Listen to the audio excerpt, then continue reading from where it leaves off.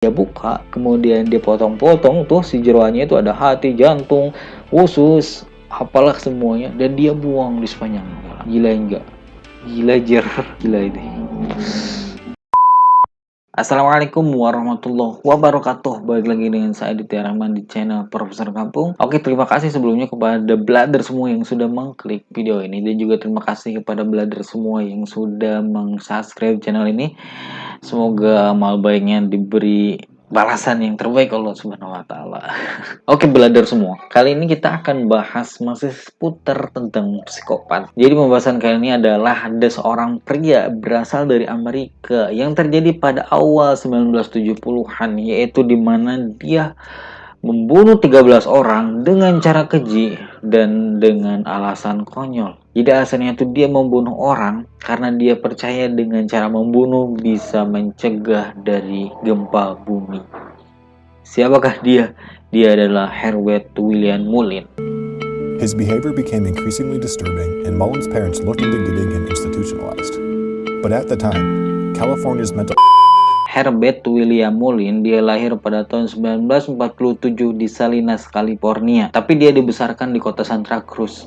Dan dia memiliki ayah yang merupakan seorang veteran perang, yaitu di mana ayah ini sering menceritakan tentang kedinasannya selama di tentara. Nah, di sekolahnya Mullin ini banyak sekali memiliki teman, dan juga Mullin ini seorang siswa yang cerdas, dan bahkan oleh teman-temannya dia dikategorikan sebagai siswa yang akan berhasil karena kecerdasannya, karena kebaikannya, karena tadi friendly-nya. Ternyata kisah hidup kelam Mullin ini terjadi ketika setelah lulus sekolah dari sekolah San Lorenzo Valley High School. Ada satu sahabatnya yang bernama Dean Carson. Dean ini mengalami kecelakaan dan meninggal dunia. Nah, dari sinilah mulai titik keanehan dalam kehidupan Mullin itu akan terjadi. Nah, keanehan Mullin juga semakin menjadi-jadi, yaitu dia membuat satu kuil di kamarnya khusus untuk sahabatnya itu yang meninggal. Jadi dia bangun kuil untuk sahabatnya Dean Carson itu. Dan juga dari sinilah dia mulai terobsesi dengan reinkarnasi. Jadi si Mullin ini juga membayangkan bagaimana sahabat yang sudah meninggal itu bereinkarnasi menjadi manusia baru lagi, kayak gitu ya. Nah, selain itu juga Mullin juga mulai terobsesi dengan agama dan juga tentang gempa bumi. Dan satu lagi keluarganya ternyata khawatir terhadap Mullin. Pertama, di samping memang sikapnya yang sangat aneh, juga mereka khawatir bahwa Mullin merupakan homoseksual. Karena apa? Karena tadi saking cintanya kepada sahabatnya sampai dia, maksud sahabatnya itu dibuatkan kuil di kamarnya. Luar biasa. Nah, ada satu lagi juga yang membuat resah para keluarganya, yaitu kepribadian ganda yang dimiliki oleh Mullin. Jadi terkadang Mullin berperilaku ini, kadang juga berperilaku itu, kadang berperilaku A, B, C, itu selalu berbeda-beda. Ini juga yang membuat keresahan, ketakutan di keluarganya, sampai keluarganya memutuskan untuk memasukkan Mullin ke rumah sakit jiwa. Jadi pada tahun 1969, ketika Mullin berusia 21 tahun, nah Mullin dimasukkan ke berbagai institusi rumah sakit jiwa. Tapi dia selalu keluar sendiri. Ini aneh ya. Mullin juga mengizinkan keluarganya untuk memasukkan dia ke rumah sakit, tapi dia keluar sendiri. Dan ini terjadi beberapa kali, terus saja seperti itu. Keanehan dari Mullin ini juga semakin menjadi-jadi, yaitu ketika dia sering menggedor-gedor pintu di apartemen. Jadi dia tinggal di apartemen, lalu pintu-pintu tetangganya itu dia gedor-gedor semua, dan juga dia berteriak-teriak di isi ruangan apartemen itulah. Nah, itu juga yang membuat Mullin diusir dari apartemen dia tinggal. Ada satu kebiasaan Mullin yang sangat aneh sekali, yaitu dia selalu mematikan rokok yang dia hisap menggunakan kulitnya. Jadi ketika habis rokok nih, dimatikannya ke sini. Dia ke sini. Aneh, fix. Tapi banyak juga ya sekarang, bahkan mematikannya dengan makan. Jangan-jangan bakal Mullin. Gak bercanda. Nah, ternyata hasil dari profiler FBI mengatakan bahwa Mullin ini mengalami skizofrenia paranoid sejak masih sekolah menengah. Bayangkan, bos, ketika masih muda udah mengidap seperti itu. Nah, kemudian penyakit ini semakin parah ketika dia mengkonsumsi ganja, ketika dia kecanduan ganja. Jadi efek samping dari penyakit ini yaitu halusinasi semakin mengadi-ngadi ya. Udah mah dia itu punya penyakit itu, halu ditambah lagi ganja juga seorang membuat halu juga, membuat berfantasi yang berlebihan. Jadi semakinlah parah, semakinlah menjadi-jadi. Nah, makanya dari efek samping inilah juga si Mulin ini dia sering mendengar hal-hal aneh, dia sering dengar bisikan-bisikan aneh, juga dia percaya tentang sesuatu yang aneh. Dan dari sini juga mulailah pembunuhan-pembunuhan yang dia lakukan. Jadi bagaimana pembunuhannya? Kita masuk ke bab pembunuhan. Pada tahun 1972, Mulin kembali tinggal bersama orang tuanya di Telfon, California di pegunungan Santa Cruz. Nah, tadi ketika dia semakin mengadi-ngadi, sudah mau dia punya skizofrenia paranoid juga ditambah dengan penggunaan ganja, maka semakin mengadi-ngadilah bisikan atau halusinasi yang terjadi pada dirinya. Yaitu dia meyakini bahwa gempa itu bisa dicegah dengan cara membunuh orang. Inilah yang juga menjadi motif pembunuhan yang dilakukannya. Jadi pada saat itu menurut si Mulin ini ada beberapa bisikan yang mengatakan seperti itu. Juga ada beberapa informasi yang masuk ke kepalanya seperti itu. Dan juga dia meyakini bahwa perang Vietnam itu juga sebagai gerakan untuk mencegah gempa bumi. Nah, jadi ketika akhir tahun 1972 yaitu dimana perang Vietnam ini berakhir, nah maka pada saat itu juga Mulin berkeyakinan bahwa dialah yang diutus untuk juga menyelamatkan alam dari gempa bumi, yaitu dia pada saat itu memutuskan untuk mencari korban untuk membunuh orang agar gempa bumi tidak terjadi. Itu menurut keyakinan, dan keyakinan itu benar-benar dia yakini sampai membunuh 13 orang, bro. Pembunuhan pertama itu terjadi pada 13 Oktober 1972. Ketika itu Mulin sedang mengendarai mobilnya di pedesaan dan dia melihat ada tunawisma sedang berjalan pada saat itu jalannya sedang sepi. Nah, ketika itu Mulin juga tidak berpikir panjang, dia langsung menghentikan mobilnya lalu berpura-pura bahwa ada masalah di mobilnya. Jadi dia berpura-pura membuka bagian mesin tuh, ya itulah, berpura-pura mengoprek-ngoprek mesinnya. Pokoknya mah bener lah actingnya tuh. Kayak ya dia berpura-pura bahwa mobilnya itu ada masalah. Nah, si tunawisma ini yang bernama White, dia melihat itu menghampiri Mulin dan juga menawarkan bantuan.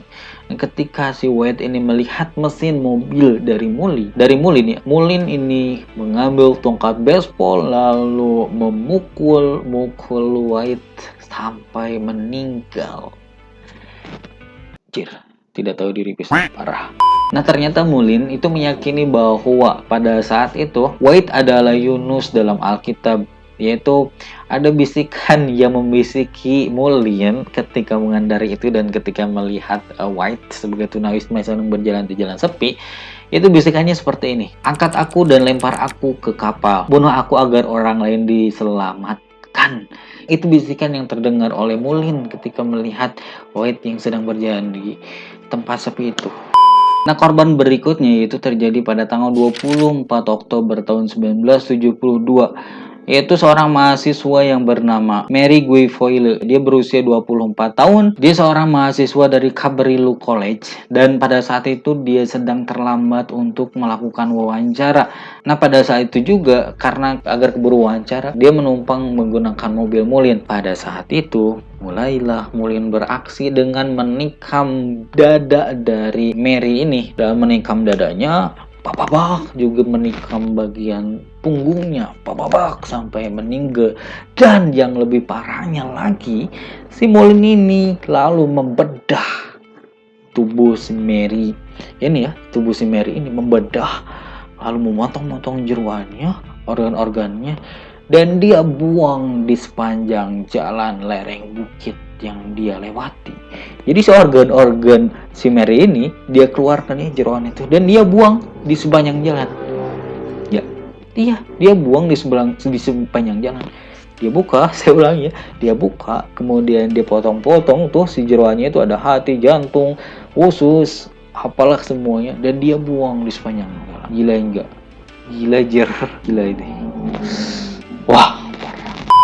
Nah, tidak sampai sana. Selang berapa hari ya? Seminggu lah, 8 harian, yaitu pada 2 November tahun 1972 dia juga dia lagi-lagi melakukan pembunuhan, dan kali ini dia membunuh seorang pendeta di salah satu gereja, yaitu pada saat itu si Mullin ini sedang melakukan pengakuan. Jadi kalau teman-teman agama Kristen ada ritual pengakuan ya. Jadi dia sedang mengakui dosa-dosanya. Nah, pada saat sedang mengakui dosa-dosanya, ada bisikan kembali yang membisiki Mullin ini. Dan bisikan itu mengatakan bahwa pendeta itu yang bernama Pastor Henry Tomei, yang merupakan veteran perang Prancis dari Marseilles. Dia masuk pindah ke Amerika, dan pada saat itu sudah tahun ke-8-nya menjadi pendeta. Nah, bisikan itu mengatakan bahwa Henry Tomei ini mengatakan bahwa dia sukarela untuk menjadi korban berikutnya demi menyelamatkan alam dari gempa bumi. Dan pada saat itu tidak mikir panjang, si Mullin ini langsung memukul si Henry Tomei ini, memukul, mencekik, menendang, dan lalu menikam si Henry Tomei ini sampai berdarah dan juga sampai meninggal dunia. Dan pada saat itu ada satu saksi yang melihat si Mullin ini ya, melihat kejadian ini, melihat si Mullin ini, tapi tidak jelas karena pada saat itu juga polisi belum bisa menemukan jejak dari Mullin, atau belum bisa menyimpulkan bahwa yang menjadi pembunuh itu adalah Mullin karena kurang dari keterangan dari saksi ini. Setelah kejadian itu, Mullin mencoba untuk masuk ke dunia tentara seperti ayahnya. Ada tapinya. Tapi dia tidak lolos di tes kesehatan, padahal dia sebelumnya sudah lolos di tes fisik dan tes psikiatri. Namun ketika tes narkoba dia tidak lulus. Nah, pada saat itu frustasilah dia, streslah dia kembali. Dan apa yang dilakukannya? Ya membunuh lagi. Nah, masuklah pada bulan Desember masih tahun yang sama, yaitu 1972. Mullin membeli senjata, yaitu revolver ROM RG-14 dengan revolver kaliber 22. Dan kata si toko itu mengatakan bahwa ketika Mullin membeli itu, dia berkata Mullin membeli itu untuk berlatih sasaran menembak. Dan mungkin pada tahun 1970-an masih belum ketat ya penggunaan senjata untuk dimiliki oleh warga umum. Jadi pada saat itu juga mungkin banyak sekali warga biasa yang mempunyai senjata. Sejak dia punya senjata, semakinlah dia mengadi-ngadi kembali belader. Itu pada 25 Januari 1973, dia berniat untuk membunuh temannya, yaitu Jiam Gianera. Jiam Gianera ini merupakan teman dari sekolah menengahnya dulu. Alasan dari dia membunuh ini yaitu sebagai pelampiasan karena si Mullin ini tidak bisa masuk ke akademi tentara. Nah, ketika Mullin mengunjungi rumah Jiam Gianera, pada saat itu si Jiam Gianera ini tidak berada di rumah itu, dan dia sudah pindah ke rumah barunya. Rumah ini ditempati oleh teman dari Jiam Gianera ini yang bernama Katie Prancis.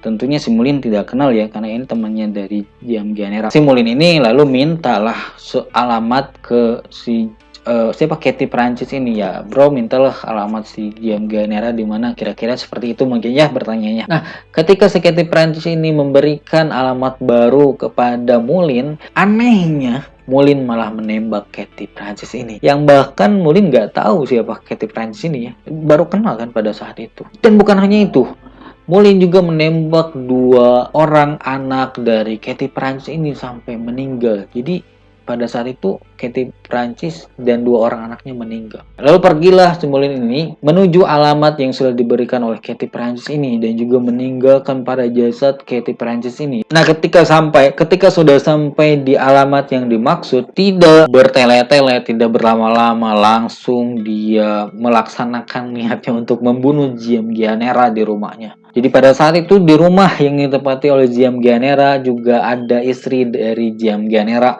Dan istrinya pun menjadi korban pembunuhan oleh Mullin. Mereka dibunuh dengan cara ditembak oleh kaliber 22 yang dimiliki oleh Mullin. Pam, bang, rek, gitulah. Mati. Parah sih, Jer. Nah, pada saat itu polisi masih belum juga mengidentifikasi bahwa pembunuhan yang dilakukan tadi ya, rangkaian itu adalah oleh Mullin. Polisi masih belum bisa menyimpulkan itu.